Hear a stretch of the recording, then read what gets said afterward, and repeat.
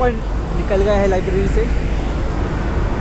तो आज वैसे मेरे पास बहुत सारी स्टोरीज़ है तुम्हारे लिए सुनाने के लिए, लेकिन थोड़ा सा भी ट्रैफिक थोड़ा ज़्यादा लग रहा है। 12 बज गए लेकिन फिर ट्रैफिक ज़्यादा लग रहा है, तो स्टोरी हम तुम्हें सुनाएंगे, लेकिन जब अपन कॉलोनी के अंदर होंगे थोड़ा सा भीड़ भाड़ कम होगा।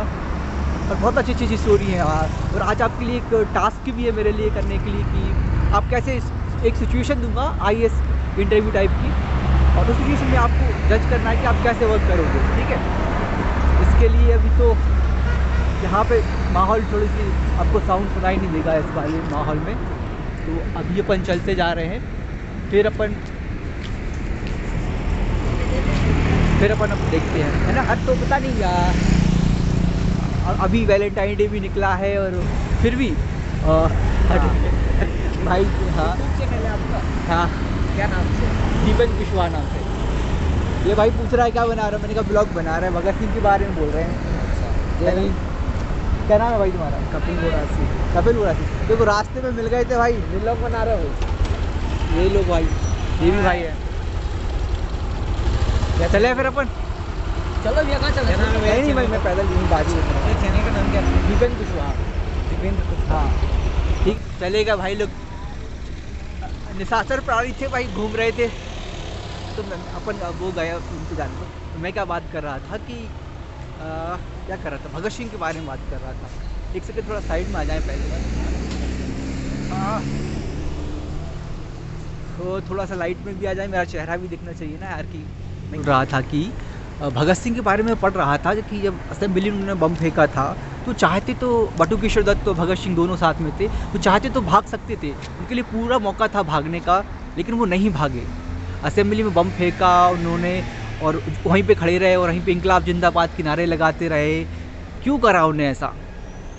क्योंकि वो चाहते थे कि यहाँ के लोग थोड़ा सा जाने यार अपनी। एक वो होता है कि लोगों के लिए एक मोटिवेशन देने के लिए कि लोग हमारे जैसे युवा जो हैं, जो एक छोटे जो घटनाओं को देख के ही मोटिवेट होते हैं, उनको बताने से बस काम नहीं चलेगा। भगत सिंह का कहना था कि उनको कोई समझाने से काम नहीं चलेगा, उनको दिखाना पड़ेगा करके कि देखो हम लोग देश के लिए इतना कुछ कर रहे हैं, तो आपको भी कुछ करना है। तो भगत सिंह और बटुकेश्वर दत्त बम फेंकते हैं और ख़ुद को गिरफ्तारी देते हैं कि भागते नहीं हैं। भाग सकते थे, मौका पूरा था उनके पास लेके भागने का, लेकिन वो नहीं भागे। क्यों नहीं भागे? ताकि वो और लोगों को मोटिवेट करना चाहते थे। लड़का मतलब अब मेरी एज का, आपकी एज का होगा, और उसके मन में क्या भावना आ रही है कि हम गिरफ्तारी दे रहे हैं और हम देश के लिए मतलब हंसते हंसते फांसी पे झूल रहे हैं। तो आज जब उनका वाक़या पढ़ रहा था तो मेरे आंखों में आंसू आ गए यार कि यार मतलब उनकी मनोदशा क्या रही होगी यार, उनके माइंड में क्या चलता होगा उस समय।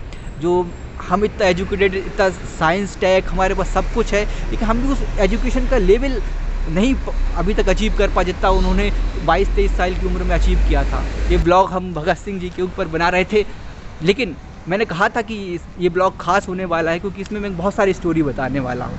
अब एक स्ट्रीट लाइट ख़त्म हो गई, अब दूसरी स्ट्रीट लाइट आएगी तो मैं एक दूसरी कहानी सुनाऊँगा आपको। थोड़ा सा बैग हैवी है, मैं थोड़ा सा कंधा चेंज कर लेता हूँ। ये गार्डन है, यहाँ पे मैं सुबह मॉर्निंग वॉक पे आता हूँ। तो एक डॉक्टर के पास एक पेशेंट आता है, वो कहता है कि सर मुझे बहुत प्रॉब्लम है, और डॉक्टर उसका चेकअप करते हैं तो वो देखते हैं कि लगभग सब ठीक है, बस ये बहुत ज़्यादा वर्क के कारण, वर्कलोड के कारण इसको थोड़ा सा एग्जॉस्ट हो गया, थक गया है, थकावट है, और इस नॉर्मल प्रॉब्लम है, कोई डिसीज़ वगैरह नहीं है। तो लेकिन वो अड़ जाता है डॉक्टर से, डॉक्टर आप मुझे कोई टैबलेट दे दीजिए और बताइए कि ये दिक्कत क्यों हो रही है। डॉक्टर साहब कहते हैं कि तुम्हें कुछ नहीं करना है, मैं दो चीज़ें बता रहा हूँ, उसको बस फॉलो करना है। पहली चीज़ थी कि सुबह मॉर्निंग वॉक पे जाना है, ठीक है, और थोड़ा सा अपने लिए रेस्ट करना है। तो वो कहता है कि सर मेरे पास तो टाइम ही नहीं है, मैं कैसे मॉर्निंग वॉक करूँ, मेरे पास तो टाइम नहीं है और मेरे पास बहुत सारी रिस्पॉन्सिबिलिटी हैं। मतलब वो ये दिखाना चाहता था मैं कितना बिजी इंसान हूँ, घर की भी जिम्मेदारियाँ, सारा काम मुझे ही करना पड़ता है, ऑफिस में भी कोई इतना रिस्पॉन्सिबल पर्सन है नहीं जो मेरे काम को कर सके। तो डॉक्टर बोलते हैं तो कल आप मॉर्निंग वॉक पे जाओ, घूमने जाओ, अपने लिए टाइम निकालो थोड़ा सा, तो एक जगह रात को एक जगह और जाना, वो है शमशान घाट। शमशान घाट पे देखना वहाँ पे कितने सारे लोगों की लाश, जो डेड बॉडी हैं यहाँ पे जलाई गई थी, यहाँ पे दफनाई गई थी। यहाँ पे महान से महान लोगों की डेड बॉडी भी दफनाई गई थी। मतलब कहने का मतलब क्या है कि जो व्यक्ति अपने समय में कितने इम्पोर्टेंट रहे थे, चाहे वो बड़े बड़े पॉलिटिशियन हों, बड़े बड़े नेता हों, अभिनेता हों, एक्टर हों, सारे आज यहीं पे लेटे हैं। ये जो शमशान घाट देख रहे हो ना, इसी शमशान घाट में रोज़ जाके देखना है कि देखो सबका अंत यहीं होता है। तो क्या ये लोग मर गए हैं, शमशान घाट में ये लोग पड़े हैं, मर गए हैं, तो क्या दुनिया ख़त्म हो गई? क्या दुनिया में अभी अभी कोई काम नहीं होता है? होता है। आप इतने इम्पोर्टेंट नहीं हैं कि आपके ना रहने से दुनिया ख़त्म हो जाएगी या कोई काम नहीं होगा।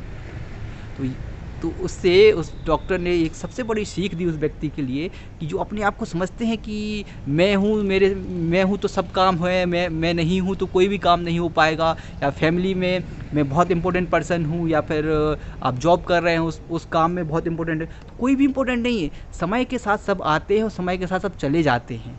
इसलिए खुद को टाइम दो, थोड़ा टाइम खुद के साथ स्पेंड करो और थोड़ा सा रिलैक्स करो। डॉक्टर ने उससे बोला। तो दो मेडिसिन दी डॉक्टर ने। पहला कि अपने लिए टाइम दो और थोड़ा सा घूमने जाओ, और दूसरी मेडिसिन है रोज़ जाके शमशान घाट में 5 मिनट तुम्हें बैठना है और देखना है। देखो इतने बड़े महान तुम तो कुछ भी नहीं हो, तुमसे बड़े बड़े महान नेता यहीं पे दफनाए गए थे और आज वो आराम से सो रहे हैं, कोई पूछने वाला नहीं है अब उनको, है ना। सब गए, अब गए, लेकिन उनके ख़त्म होने के बाद भी दुनिया मज़े से चल रही है। तो भाई आप कौन सी खेत की मूली हो? तो अपने लिए टाइम दो और ये मत कहो कि भाई हमारे पास टाइम नहीं है ना, हमें बहुत सारे काम करने पड़ते हैं। ये सब फालतू बातें हैं भाई, हर किसी के पास टाइम मिल जाता है अपने लिए। तो ये एक दूसरी कहानी यहाँ पे इस वाली स्ट्रीट लाइट पे ख़त्म हो जाती है। अब तीसरी कहानी होगी एक और स्ट्रीट लाइट पे, जिस पे अपन एक क्वेश्चन का एनालिसिस करेंगे, जिसमें आईएएस इंटरव्यू में मतलब एक आपको थिंकिंग, एक अप्रोच देगा कि आपको कैसे सोचना चाहिए। उस तीसरी नंबर की स्ट्रीट लाइट आ गई है। अब यहाँ पे थोड़ा सा मैं बैग रख दूँ नीचे, यार बहुत हैवी हो रहा है, थोड़ा सा कंधा दुखने लगा मेरा, है ना।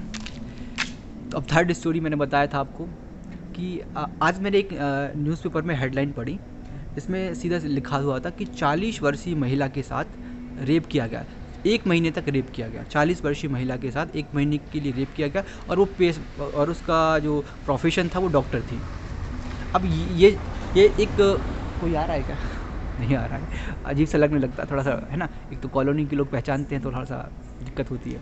हाँ, तो एक ही कंडीशन है कि आपने ये न्यूज़ का हेडलाइन पढ़ा कि 40 वर्षीय महिला के साथ 1 महीने तक एक व्यक्ति ने रेप किया, ठीक है, और वो डॉक्टर है प्रोफेशन से। तो आपके मन में एक सीधा आएगा कि कितनी चूतिया लड़कियाँ थी वो, 40 वर्षीय थी, वो महिला थी, तो कितना बेवकूफ़ी वाला काम किया उसने कि यार मतलब 1 महीने तक वो उसके साथ रेप करता रहा। और मतलब क्या, 40 वर्ष, उसके 18 वर्ष का उसका पुत्र भी है, एक छोटा बच्चा भी है, और वो ऐसा क्यों हरकतें क्यों गई थी उसके साथ एक होटल में, और उसके साथ क्यों रही वो, और क्यों ऐसी चीज़, आपके माइंड में बहुत सारे क्वेश्चन आएंगे ऐसे। लेकिन एक तरीका ये हो गया सोचने का कि यार कितनी मतलब उसकी कितनी बेकार रही होगी वही लाइफ, उसके हस्बैंड की डेथ हो जाती है, 40 वर्ष की है, 18 साल का लड़का भी है, तब भी वो किसी अनजान व्यक्ति के साथ जाती है, उसको फेसबुक पे फ्रेंड बनता है, वो उसके साथ रहती है, और 1 महीने तक वो उसका रेप करता है, उसके बाद वो उसे छोड़ के चला जाता है। तब फिर वो एफआईआर करती है, और पेशे से डॉक्टर है, मतलब पढ़ी लिखी है, अच्छी पढ़ी लिखी है।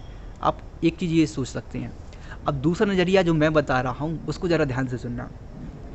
आप ज़रा सोचिए कि 40 वर्षीय लड़की महिला है वो, आपको आप अपने आजू बाजू देखिए तो आपको पता चलेगा कि महिलाओं को थोड़ा सा हर चीज़ में रेस्ट्रिक्ट करके रखा जाता है। अकेले जा रही हैं तो लोग किस निगाहों से देखते हैं, हर टाइप के लोगों की नज़रें उनके ऊपर रहती हैं, हमेशा उनको मतलब जज करने की कोशिश की जाती है कि ये यहाँ जा रही है, रात को जा रही, ये ऐसा काम करेगी, उधर जा रही ऐसा होगा, ऐसा करेगी, ऐसा, इसका पति नहीं है ये ऐसा होगा। हर टाइम जज करने की लोग कोशिश करते हैं उसके ऊपर। हो सकता है बहुत सारे लोगों ने उसको ताने भी मारे हों, बिल्कुल होता है, ऐसा नहीं कि वो डॉक्टर है तो उसको ये सारी प्रॉब्लम फेस नहीं करनी पड़े, उसको भी ये सारी प्रॉब्लम फेस करनी पड़ेंगी। और ज़रा आप उस व्यक्ति के पर्सनल व्यू से जानने की कोशिश करो, उसकी जगह पे आप खुद को रखो पहले कि आप उसकी सिचुएशन को, तो आप क्या कर सकते। आप 40 वर्ष के हो, आप अकेला, आपके अंदर भी अकेलापन आएगा, कभी कभी किस लगेगा कि कोई तो होता है साथ में। जैसे आपको अभी भी फीलिंग होती है कि एक पार्टनर होना चाहिए साथ में, वैसे उसको भी फीलिंग होती होगी कि यार भाई कोई पार्टनर मिल जाए। उसकी बहुत सारी प्रॉब्लम्स होती होंगी जो अपने बेटे के साथ तो वो शेयर नहीं कर सकती, हर चीज़ बेटे के साथ शेयर नहीं कर सकती, लेकिन वो चाहेगी कि यार कोई पर्सन ऐसा हो जिससे मैं अपनी फीलिंग्स को शेयर कर सकूं। और हो सकता है उसको सोशल नेटवर्क साइट फेसबुक पे उसको एक कोई दोस्त मिल गया हो जिसने जेन्युइनली बोल दिया, पूछ लिया हो कि भाई कैसे हो, मतलब एक केयरिंग नेचर, केयर नेचर, उसको बात करने से उसका केयरिंग नेचर लगा हो तो वो उसकी तरफ अट्रैक्ट हो गई। कोई भी अट्रैक्ट हो जाएगा। अगर आपके सामने कोई प्रॉब्लम है और आप सामने वाला कोई आपकी प्रॉब्लम सॉल्व कर दे तो सिंपल सी बात है कि हम हमारी एम्पैथी सिंपैथी और थोड़ा सा अगर हमारी हम उम्र है तो प्यार भी हो सकता है। ऐसे उसको भी उससे प्यार हो गया और बात आगे बढ़ गई और उसने उससे बोला कि हम शादी कर लेंगे। और फिर उसके बाद वो होटल गई और वो साथ में रहे होंगे, उनके बीच में प्यार भरे लम्हे हो गए होंगे। अब लेकिन वो बड़े उसको लग रहा है कि सामने वाला बंदा बहुत अच्छा है और वो उसको धोखा वोखा नहीं देगा, है ना।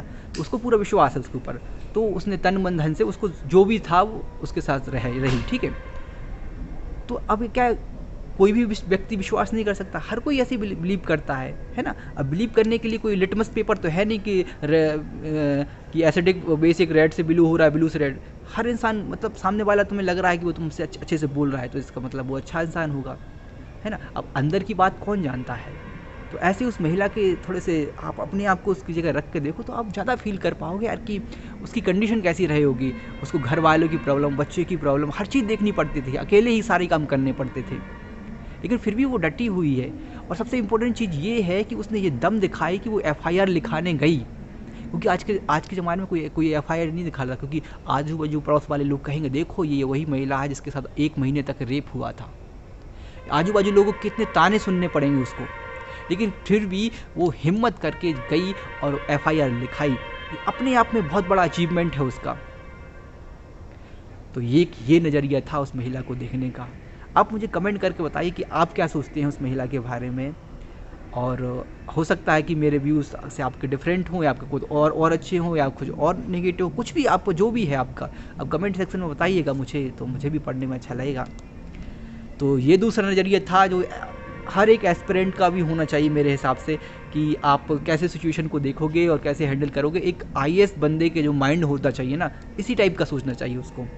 अगर एक प्योर आईएएस का बंदा है कोई, तो मुझे ऐसा लगता है कि उसको इसी लेवल का सोचना चाहिए। हो सकता है इससे अच्छा हो, लेकिन एटलीस्ट इस लेवल का तो होना चाहिए। में एक कंपैशन पढ़ाया जाता है, compassion to the weaker section, compassion to the vulnerable section. तो वीमेन एक वल्नरेबल सेक्शन है, वो उसकी सिचुएशन भी उस समय वल्नरेबल थी, है ना, सुवेद्य थी कि उसका कोई पार्टनर ढूंढ रही है, वो एक प्यार करती है, उसको विश्वास था कि वो धोखा नहीं देगा, लेकिन वो धोखा दे देता है। तो वो वल्नरेबल सेक्शन हो गई उस समय वहाँ पे, ठीक है। तो उसके फिर कंपेशनेट होना चाहिए कि अगर वो एफआईआर लिखाने जा रही है तो एफआईआर लिखी जानी चाहिए। ये नहीं होना चाहिए कि उसको टॉन्ट दे रहे हैं, ताने मार रहे हैं कि यार तुम 1 महीने तक रेप करवाती नहीं, उससे शर्म नहीं आ रही तुम्हारे लिए। इस टाइप की हरकतें नहीं होनी चाहिए।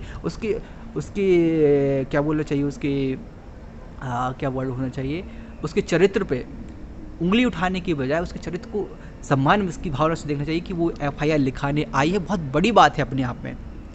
तो इस तरह का नज़रिया होना चाहिए आपका, और एक आईएएस एस्पिरेंट का, और एक जो आईएएस में, तो आईएएस क्या हर किसी का होना चाहिए मेरा मानना है। जो व्यक्ति थोड़ा सा एजुकेटेड है और नहीं भी है उसका भी होना चाहिए, ताकि समाज में एक सहानुभूति कहना चाहिए, एक समन्वय स्थापित हो और आप दूसरों की भावनाओं को समझ पाएंगे। और ऐसा नहीं कि आप दूसरे की भावना को समझ रहे हैं, इसका मतलब ये है कि आप उनके कोई उपकार कर रहे हैं। नहीं भाई, आप उन पर कोई उपकार नहीं कर रहे, आप खुद के ऊपर कर रहे हैं, है ना। क्योंकि इससे आपकी पर्सनालिटी डेवलप होती है, और जब आप सामने वाले की फीलिंग्स को जल्दी समझ जाते हैं तो सामने वाले से आपका एक कनेक्शन बैठ जाता है, और आपका एक बोलना चाहिए प्लीजिंग पर्सनालिटी बनती है, और इसके कारण आपको रिस्पेक्ट भी मिलती है। जैसे मैं बताऊं कि अगर मैं कॉलोनी में किसी से भी मिलता हूं तो अक्सर सब लोग कहते हैं यार तुम मतलब बहुत प्लीजिंग पर्सनालिटी, बहुत अच्छे से बात करते हो। क्योंकि मैं जो भी दिखता है, हेलो अंकल, हेलो आंटी, कैसे हैं आप, आज क्या बना रहे हो खाने में।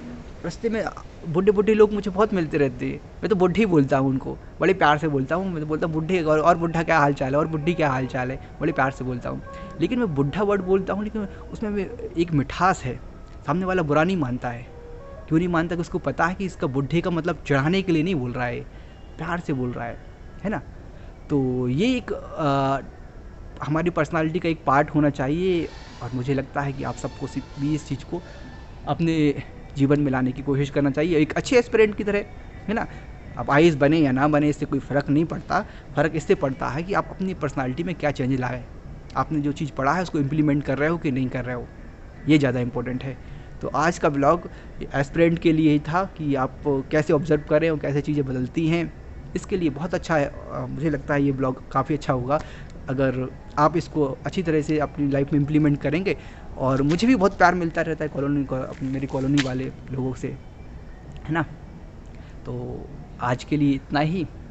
अब हमारी मल्टी भी है यहीं सामने ही है, डॉक्टर पासी महादेव पाशी हैं। आज के लिए इतना ही, गुड नाइट, बाय बाय। अब मुझे नहीं पता आप किस टाइम देखोगे, 12:15 के करीब हो रहा है, तो मैं तो आपको गुड नाइट बोलूँगा और आपकी बहुत अच्छी नींद आए, एक बेस्ट विशेज़ के साथ कि आप मतलब एक बहुत परफेक्ट नींद आएगी, आपका मूड बहुत अच्छा होगा, आप बहुत अच्छे हो। एक विश मेरी तरफ से, आप बहुत अच्छे हो। आँख बंद करो ज़रा और एक बार बोलो अंदर से कि आप बहुत अच्छे हो, रियली आप बहुत अच्छे हो, ठीक है। आप बहुत सुंदर भी दिख रहे हो, मुझे पता है कि आपके चेहरे पे हंसी आ गई है, खुल के हंस लो यार, हंसी आ गई तो खुल के हंस लो, आप बहुत सुंदर दिख रहे हो, है ना। इसी थॉट के साथ मैं आपको गुड नाइट बोलूँगा, बाय बाय।